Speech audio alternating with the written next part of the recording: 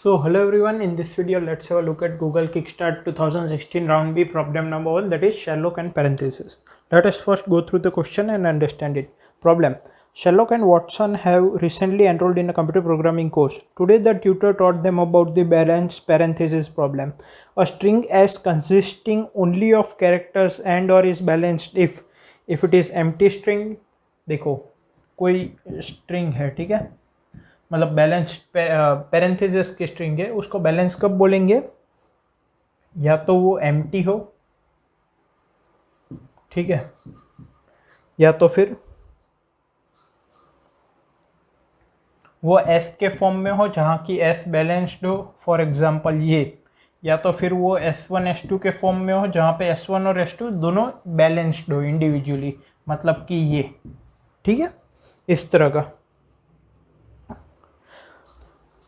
Sherlock मतलब basically combination of balance string. अब यहाँ पे ऐसा भी हो सकता है, ठीक है, तो ये S1 हो गया अपना, ये S2 हो गया, ठीक है, okay, where S1 and S2 is a balanced string. Sherlock coded up the solution very quickly and started bragging about how good it is. So Watson gave him a problem to test his knowledge. He asked Sherlock to generate a string S of L plus R characters in which there are a total of L left parenthesis and a total of R right parenthesis, ठीक है। तो Watson ने Sherlock को बोला L plus are length के string generate करने को, जिसमें कि L जो है वो ओपन पैरेंथेसिस है ये, और R number of closing parenthesis है, ठीक है। Moreover, the string must have as many different balanced non-empty substrings as possible. Two substrings are considered different as long as they start and end at different indexes. वो substring अलग किसको बोलते हैं उसका definition दिया है. Note that at itself does not have to be balanced, ठीक है। Sherlock is sure that once he knows maximum possible number of balanced non-empty substrings, he will be able to solve the problem. Can you help him? What is the maximum number? और फिर L and R की value दी गई है, फिर input कैसे है वो बताया गया है। तो क्वेश्चन में क्या बोला गया है कि वॉटसन ने शेरलॉक को बोला कि L प्लस आर लेंथ की एक स्ट्रिंग बनाओ, ठीक है, जिसमें कि L number of opening brackets हो, R number of closing brackets हो, और इस स्ट्रिंग में जितने हो सके उतने मैक्सिमम बैलेंस्ड सब स्ट्रिंग्स हो, ठीक है। तो हमें बताना है कि मैक्सिमम बैलेंस सब स्ट्रिंग्स कितने होंगे with the help of L and R, अगर अलग अलग कॉम्बिनेशन हम ट्राई करें तो। फॉर एग्जांपल मान लो L की वैल्यू है 2, R की वैल्यू है 1, ठीक है, मतलब हमारे पास दो ओपनिंग ब्रैकेट है और एक क्लोजिंग ब्रैकेट है। अब इसको हम ऐसे कर सकते हैं, ये क्लोजिंग ओपनिंग ओपनिंग, इसमें कितने बैलेंस पैरेंथेसिस है? एक भी नहीं। अगर हम ऐसा करें तो इसमें कितने हैं? एक, ठीक है, इसको हम ऐसा कर दे तो इसमें भी कितना है? एक। तो मैक्सिमम कितना हो गया? एक, समझ रहे हो? तो यहाँ पे 0 है, तो यही पूछा गया है कि सभी टेस्ट केस में हमको इनपुट में दो वैल्यू दी गई होगी L और R की, मतलब कि L मतलब इतने नंबर ऑफ हमारे पास ओपनिंग ब्रैकेट है और R नंबर ऑफ हमारे पास क्लोजिंग ब्रैकेट है। तो मैक्सिमम बैलेंस्ड सबस्ट्रिंग्स बन पाए ऐसा एक अरेंजमेंट हमें ढूंढना है, और हमें रिटर्न क्या करना है कि उस अरेंजमेंट में मैक्सिमम बैलेंस सबस्ट्रिंग्स कितनी होगी, ठीक है। क्वेश्चन समझ में आ गया? L number of opening brackets है, R number of closing brackets है, और हमें उसका कोई एक कॉम्बिनेशन ट्राई करना है जिसमें कि जो बैलेंस सबस्ट्रिंग हो, जैसे कि मान लो ये सबस्ट्रिंग भी बैलेंस्ड है, ये पूरी भी बैलेंस्ड है, तो यहाँ पे दो सबस्ट्रिंग बैलेंस्ड है, समझ रहे हो? तो उस हिसाब से जो हमारा कॉम्बिनेशन होगा L प्लस R लेंथ का, जिसमें L ओपनिंग ब्रैकेट होंगे, R क्लोजिंग ब्रैकेट होंगे, उन सब में मैक्सिमम बैलेंस सबस्ट्रिंग्स हमें बनानी है, उस तरह का कॉम्बिनेशन ढूंढना है, और वो हमें रिटर्न क्या करना है कि कितनी मैक्सिमम सबस्ट्रिंग्स बन सकती है, ये क्वेश्चन है। अब थोड़ा कंसेप्ट देखते हैं।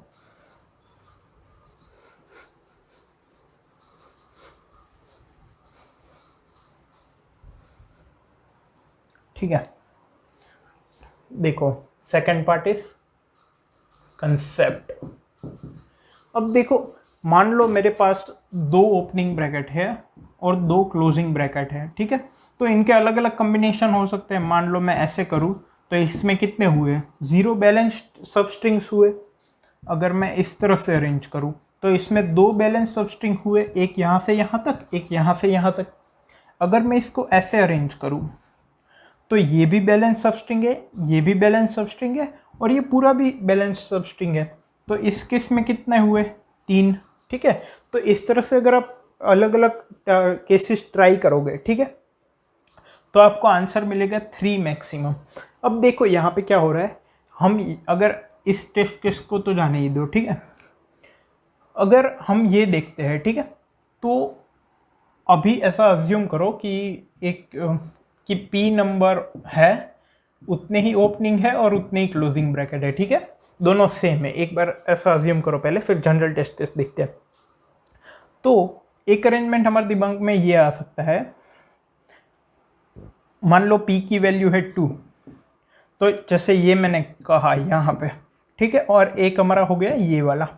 अब यहाँ पे देखो, यहाँ पे 2 मिल रहा है, यहाँ पे 3 मिल रहा है। इसको एक हम कैसे एक देख सकते हैं, देखो यहाँ पे जो एक तो ये कॉम्बिनेशन है और एक ये पूरा है। तो ये ओपनिंग ब्रैकेट जो है ये वाला, ये टाई अप कर रहा है इसके साथ, ये जो ओपनिंग ब्रैकेट है वो टाई अप कर रहा है इसके साथ। अब हम यहाँ पे देखें, ये ओपनिंग ब्रैकेट इसके साथ टाई अप कर रहा है, ये ओपनिंग ब्रैकेट इसके साथ टाई अप कर रहा है और ये ओपनिंग ब्रैकेट इसके साथ भी टाई अप कर रहा है। तो यहाँ पे एक ओपनिंग ब्रैकेट को एक और क्लोजिंग ब्रैकेट के साथ टाई अप करने का मौका मिल गया, जो कि यहाँ पे नहीं मिला था। इसलिए इस केस में जो नंबर ऑफ बैलेंस सबस्ट्रिंग है वो मैक्सिमम हो रही है। अब 3 का एग्जाम्पल देखो, मान लो P की वैल्यू है 3, मतलब 3 ओपनिंग ब्रैकेट है, 3 क्लोजिंग ब्रैकेट है, ठीक है।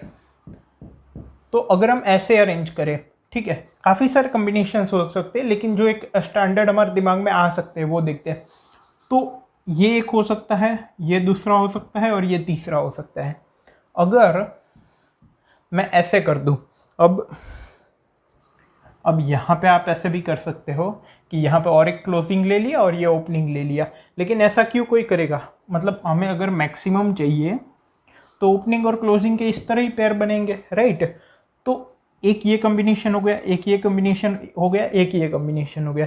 अब ये जो ओपनिंग ब्रैकेट है इसको इसके साथ भी जुड़ने का मौका मिल रहा है, मतलब ये भी है, और इस ओपनिंग ब्रैकेट को इसके ये क्लोजिंग ब्रैकेट के साथ भी हम पेयर कर सकते हैं, क्योंकि ये भी एक बैलेंस्ड है। ये जो ओपनिंग ब्रैकेट है इसको हम ऑब्वियसली इसके साथ तो कर ही रहे हैं, लेकिन इसको हम इस क्लोजिंग ब्रैकेट के साथ भी पेयर अप कर सकते हैं। ये जो है ये ओपनिंग ब्रैकेट, इसको इसके साथ, राइट। तो अगर हम इस तरह का अरेंजमेंट करते हैं, ठीक है, तो इसमें जितने भी क्लोजिंग ब्रैकेट एक ओपनिंग ब्रैकेट के बाद आते हैं, मतलब इस ओपनिंग ब्रैकेट के बाद 1 2 3 4 5 6 क्लोजिंग ब्रैकेट आ रहे हैं, तो ये जो है ये इसके साथ भी कंबाइन कर सकता है, ये इसके साथ भी कंबाइन कर सकता है, ये इसके साथ भी कंबाइन हो रहा है, ये यहाँ पे भी कंबाइन हो रहा है, यहाँ पे भी हो रहा है और यहाँ पे भी हो रहा है। देखो ये भी एक बैलेंस्ड है, ये भी बैलेंस्ड है, ये भी बैलेंस्ड है, ये इतना भी बैलेंस्ड है, यहाँ तक भी बैलेंस्ड है और ये भी बैलेंस्ड है। सिमिलरली ये जो ओपनिंग ब्रैकेट है वो उसके बाद वाले क्लोजिंग ब्रैकेट के साथ पेयर अप कर सकता है, इसके साथ कर सकता है, इसके साथ कर सकता है, इसके साथ कर सकता है, राइट। तो एक ओपनिंग ब्रैकेट को उसके बाद जितनी भी क्लोजिंग ब्रैकेट है उन सब के साथ पेयर अप होने का मौका मिल रहा है। तो इस तरह के अरेंजमेंट में हमें मैक्सिमम नंबर ऑफ ब्रैकेट्स मिलेंगे, जबकि अगर हम इस तरह का देखें तो सबको अपने अपने पैर के साथ ही बैलेंस्ड होने का मौका मिल रहा है, राइट। जबकि इसमें देखें तो इसमें मैक्सिमम हो रहा है, एक ओपनिंग ब्रैकेट को उसके बाद जितने भी क्लोजिंग ब्रैकेट है उसके साथ वो पेयर अप हो सकता है। फॉर एग्जांपल अगर मैं इसको यहाँ इस क्लोजिंग ब्रैकेट के साथ पेयर करूँ तो हमें क्या मिलेगा, ये तो ये भी एक बैलेंस्ड पैरेंथेसिस है, राइट, समझ रहे हो। तो इसलिए इस तरह के अरेंजमेंट में हमें मैक्सिमम मिलेगा, यही कंसेप्ट था, यही एक ऑब्जर्वेशन थी। ये इंट्यूशन से पता चलता है, मैथमेटिकल प्रूफ तो नहीं करेंगे हम, लेकिन एक इंट्यूशन से और थोड़ा बहुत ऑब्जर्वेशन से कि यहाँ हर एक ओपनिंग ब्रैकेट को ऑलमोस्ट उसके बाद जितने भी है सारे क्लोजिंग ब्रैकेट के साथ टाइप होने का मौका मिलता है, जबकि इस तरह के अरेंजमेंट में नहीं हो पाएगा, और इसमें ही हमें maximum number of balance substrings मिलेंगे। तो थोड़ा और बता दूं, जैसे यहाँ से ओपनिंग की मैं बात करूं तो ये एक बैलेंस्ड हो गया, फिर ये बैलेंस्ड हो गया, ये भी बैलेंस्ड हो गया, समझ रहे हो। तो जितने भी ओपनिंग ब्रैकेट है उसको उनके बाद के सारे क्लोजिंग ब्रैकेट के साथ कंबाइन वो पेयर अप हो सकते हैं फॉर बैलेंस सबस्ट्रिंग। तो ये तो पता चल गया कि एक ओपनिंग ब्रैकेट को उसके बाद वाले सारों के साथ पेयर अप होने का मतलब पेयर अप हो सकते हैं फॉर बैलेंस्ड। अब हमने जनरल केस देखा था कि एल और आर सेम है।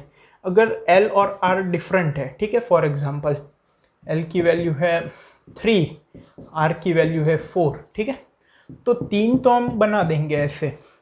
अब जो फोर्थ है उसको आप या तो यहाँ पे लगाओ या यहाँ पे लगा दो, कोई फ़र्क नहीं पड़ता, क्योंकि वो हमारे इसमें एडिशन ही नहीं करेगा, समझ रहे हो, काउंट ही नहीं करेगा। हालांकि मतलब बीच में कहीं पे नहीं डालेंगे, क्योंकि वो फिर देखो अगर मैं एक्स्ट्रा जो पैर है उसको यहाँ पे डाल दूँ तो ये बन रहा है, ठीक है, ये भी बन रहा है, ये भी बन रहा है, लेकिन ये ओपनिंग ब्रैकेट अभी इसके साथ भी कंबाइन नहीं हो सकता, इसके साथ भी नहीं हो सकता। ये ओपनिंग ब्रैकेट यहाँ पे पहले कंबाइन हो सकता था, अब नहीं हो पाएगा, यहाँ पे भी नहीं हो पाएगा। क्यों? क्योंकि अब ऐसी पैटर्न्स मिलेगी, तो ये तो बैलेंस्ड नहीं है, ठीक है। तो हम क्या करेंगे कि जितनी भी पेयर्स पॉसिबल होगी उनको पहले बना देंगे, ठीक है, और जो भी एक्स्ट्रा है उनको एंड में डाल देंगे। मान लो आर की वैल्यू है 8, तो 5 एक्स्ट्रा है, तो ये 3 की पहले पेयर बना दी। अब 4, 5, 6, 7, 8 एक्स्ट्रा है, ये यूजलेस है, या तो एंड में डाल दो या यहाँ पे ले लो, ठीक है। तो समझ में आ गया। अब इसका थोड़ा इम्प्लीमेंटेशन देखते हैं कि चलो इसमें मैक्सिमम मिलेगा वो तो पता चल गया, लेकिन काउंट कैसे करेंगे।